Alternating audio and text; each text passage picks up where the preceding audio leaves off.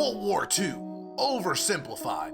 This is definitely all by me. I definitely enjoyed the first parts of this, and I see a couple of you guys enjoyed kind of chatting about the first one as well. So let's go ahead and check out part 2, Back on Road. This video was made possible by Skillshare. Because we back on road, yeah. Part 2! So what else is happening? Well, when I said Britain was all alone, that wasn't entirely true. Many Commonwealth nations and other allied colonies had joined the war in Britain's support. They would play a key role throughout the war, particularly in the African and Italian campaigns. On the Axis side, Germany, Italy, and Japan signed a defensive tripartite pact, bringing their military alliance even closer together. The Soviet Union's war against Finland should have been an easy victory, but it became a humiliating struggle, and their military ineptitude was put on full display. In the end, they did force the Finns to sue for peace. Then, they continued their honorable campaign of pushing around much smaller countries by annexing the Baltic states and part of northern Romania. France's colonies in equatorial Africa were like, heck no, we're not going to join the Germans, and they all pledged their allegiance to free France, except for Gabon, which had to be taken by military force. The Allies also tried to capture the strategic port of Dakar, but that ended in failure. Mussolini had seen Hitler's successes, and he thought now it was Italy's time to shine, so he tried to take British Somaliland, and that went pretty well. Then he tried to take Egypt, and that went less well. Then he tried to take Greece, and that went really badly. Churchill began referring to Italy as Europe's soft underbelly. He began favoring a military campaign from the south and started sending British troops to Greece.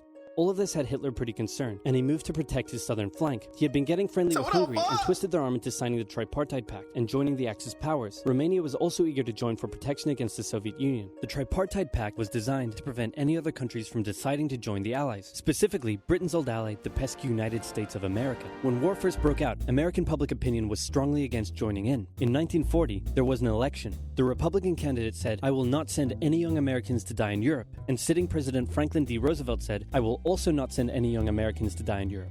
Unless I have to, then I might." And Roosevelt won. Churchill asked him to join the war, but Roosevelt said, "No can do, Winston, but you know what? Here, have some weapons." America began supplying the Allies with food and munitions, but there was one problem. German U-boats were sinking thousands of Allied supply ships in the Atlantic, including American ones. If the Germans could sever Britain's supply line, the UK would starve. Throughout the war, the Allies had to come up with better technology to fight the U-boats. Improved radar, aircraft with longer range, better weaponry and convoy tactics. At one point, a man even called a meeting and said, "Pykrete, you take some wood, you take some ice, you put them together, you get..." Why do I feel like I learned history so wrong? Pykrete, and then he pulled out a gun and shot some wood and it shattered. And then he shot some pykrete and the bullet ricocheted off it and hit someone else in the conference room. What? Then they tried to make a Pykrete aircraft carrier, but that idea was scrapped because that's a really dumb idea. In the end, Alan Turing and his team of codebreakers cracked Germany's Enigma code, and the U-boats gradually became less and less of a threat. Back in Africa, Britain decided to push Italy out of Egypt. Hey, that was pretty easy, so they kept going. Hitler realized he was going to have to finally step in and do something. He went to Bulgaria and Yugoslavia and said, "Hey, I'm going to move troops through you to get to Greece, so either join us or, be invaded." Bulgaria opted to join them. Yugoslavia opted to be invaded. Then Greece finally fell to the joint German-Italian invasion. The British had moved troops from North Africa to fight in Greece, which helped Rommel and his tank divisions push the British back to Egypt. And they could have kept going, but a small, mostly Australian force held out under siege for 8 months in Tobruk, denying the Germans a strategic port city and disrupting their supply line. Despite having some success in the Middle East, the British didn't seem like any real threat for now. Hey, Soviet Union, look out! With 3 million troops, Hitler launched the largest ground invasion in history, and Stalin was far from ready. Both Churchill and Roosevelt had warned him of an impending attack, but he dug his head in the sand, and the Soviets didn't stand a chance. Germany made staggering progress, with huge encircling movements capturing mind-boggling numbers of Russian troops. 250,000 at Bialystok, Minsk, 300,000 at Smolensk, nearly 700,000 at Kiev, and again at Vyazma and Bryansk. Leningrad was put under a siege that would last an insufferable 4 years. The invasion of Russia had been Hitler's main ideological goal from the beginning, and his hatred for the ethnic peoples there was now unleashed in all its fury. The Eastern Front of the Second World War was brutal for all that endured it. The Germans were now inside of Moscow, and that's it. It's all over. But then it happened. It got cold. Stupid cold. Hitler had hoped the Soviets would give up before winter, but they kept fighting. His commanders came to him and said, "Can you please dig in for the winter and wait until spring?" "No, keep going. But oil is literally freezing inside our vehicles." "That's fine. Keep going. We're having to leave the corpses of our frozen horses by the side of the road so we can still find our way in the snowdrift." "Perfectly normal. Keep going." Hitler hadn't given his millions of men winter clothing and supplies because he thought he really should have won by now. Then, Stalin called in troops from the Siberian front, specially trained to fight in the extreme cold, and the Germans were no match. They were now being pushed back. They had no choice but to dig in and wait for winter to end. Germany's victories were staggering, and Japan was eager not to miss the victory bus. Wait Their for war in me. China had come to a standstill, but they wanted to keep expanding their sphere of influence and getting those sweet, sweet raw materials. They began making plans to expand southward, but there was a problem. Southeast Asia was heavily colonized by America and Great Britain. It was also full of ocean. Ocean meant naval combat, and there was no way the Japanese Navy could stand up to the US and the UK. So they thought, wouldn't it be nice if we could destroy their navies before we begin our conquest? And so it was. On December 7th, 1941, the Japanese launched a surprise air raid on the US Pacific Fleet at Pearl Harbor and inflicted a huge amount of damage. They also attacked British colonies in Southeast Asia. Roosevelt had no choice but to declare war on Japan, and so did Churchill. Hitler then declared war on America, even though he totally didn't have to. The attack on Pearl Harbor seemed like a big Japanese victory, but they didn't attack any of the naval repair yards, fuel storage tanks, or the submarine base, meaning the Pacific Fleet would be up and running again pretty soon. In the meantime, though, the Japanese were able to begin their conquest. They took Guam, the Gilbert Islands, Wake Island, Hong Kong, and the Philippines. They forced Thailand to join them so they could march their troops through to Malaya. They swept through Singapore, North Borneo, the East Indies, New Guinea, the Solomons, and they were now threatening northern Australia and the borders of India. Japan's victory had been as staggering as the Germans, and it reinforced the Japanese idea that this was a divine war which they were destined to win. But their victories had been based on speed, not power, and power would eventually catch up with them. Oh, shit. For now, though, in all occupied nations, the people suffered.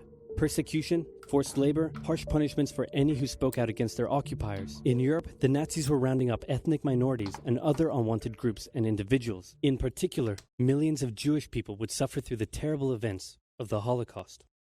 Brave resistance movements rose up in defiance of their invaders, while the people held out for hope. And hope was coming. Winter was over, and Hitler could continue his push eastward. But this time, he switched up his strategy. He wanted to focus on the south. His plan was to cut off the Russian armies in the Caucasus, an area full of oil, and then invade the Caucasus and take all the oil. His forces moved across the north with ease, and Hitler got cocky. He rerouted the 4th Panzer Army south early, leaving the 6th Army to complete the encircling movement alone. To do so, the 6th Army had to reach and take the key Soviet city of Stalingrad. The Russians defended it fiercely, and Stalingrad saw some of the harshest fighting of the entire war. The Soviets held up the German advance for 5 months as they battled in the war-torn city, which bought them valuable time. When the Germans had first launched their invasion a year earlier, the Soviets had moved their factories to the east. Those factories had been building a butt-ton of tanks and aircraft and getting the Soviet army up to scratch. Now, it was ready. Stalin gathered his new and improved forces around the city, and in an attack that resembled Hitler's own encirclement tactics, they began surrounding the 6th Army. Hitler's commanders came to him and said, "Hey, maybe we should retreat." But Hitler said, "No, you stay." The entire 6th Army was trapped and had to surrender. With complete air superiority, the Soviets started pushing westward. For Stalin, it was a resounding victory. For Hitler, an absolute catastrophe. Things also weren't looking too good for Hitler elsewhere. With America now in the war, Allied bombing over German cities reached devastating levels. In Africa, the British had pushed Rommel back again. Then they were pushed back again, and finally, after a decisive battle at El Alamein, and with American and British troops arriving in the west, the Germans and Italians were squeezed out of Africa. Japan was also already seeing its rapid success being turned around. They attempted to take the island of Midway, but the US Navy was ready for the attack, and they sank Japan's carrier. Actually, they sank a lot of them. It was a battle from which the Japanese Navy would never recover. British, Indian, and Chinese troops held the line in the harsh jungle terrain of Burma, and the Japanese suffered losses in the Solomon Islands and New Guinea. They began to realize they were not invincible. With the Axis out of Africa, the Allies had to decide their next move. Churchill still wanted to attack from the south, while the Americans preferred a full sea invasion in northern France. "All right," said the Americans, "we'll do it your way." Allied forces successfully landed in Sicily and began moving north. They also carried out bombing raids over Rome. The thing was, many of the people in Sicily had relatives living in America, and they greeted the American troops quite warmly. With the war reaching home territory, most Italians just weren't that into it, and Mussolini was suddenly very unpopular. He was voted out by his own fascist Grand Council and was toppled from power. Italy immediately began negotiations for surrender. Hitler wasn't surprised and had already sent reinforcements southward. In an operation he ironically called Operation Axis, German troops quickly disarmed Italian troops in the north. The Allies continued fighting the Germans up through Italy, but then winter set in, meaning mud, and everything slowed to a halt. "All right," said the Americans, "let's do it our way as well." Germany had made itself a lot of enemies, and millions of Allied troops had been gathering in England as factories worked around the clock producing the war material needed for a super crazy massive, the likes of which the world has never seen before invasion of Europe. The Germans knew an Allied invasion would come, but they didn't know where it would land. Thanks to Allied deception tactics, they thought there was a pretty good chance it would come at Calais, but the Allies were really going to land in Normandy because it was less fortified and the beaches were nicer. Under the careful planning of General Dwight D. Eisenhower, the invasion that had been long in the making was just about ready to go. Just one thing was preventing the launch: the British weather. For a short while, everyone sat around waiting for a decent day, and then it came. On the night of June 5th, over 1,000 bombers took off and raided coastline defenses, while paratroopers were dropped inland in a bit of a chaotic operation, tasked with sabotaging defenses and capturing key bridges to stop any German reinforcements from reaching the beaches. Early the next morning, the barrage came, as Allied ships fired a huge number of shells at the German fortifications, and then the landings. The Americans at Utah and Omaha, the British... Your clocks change. By what? What do y'all set clocks back by like 30 hours or something? Or are you talking about an hour?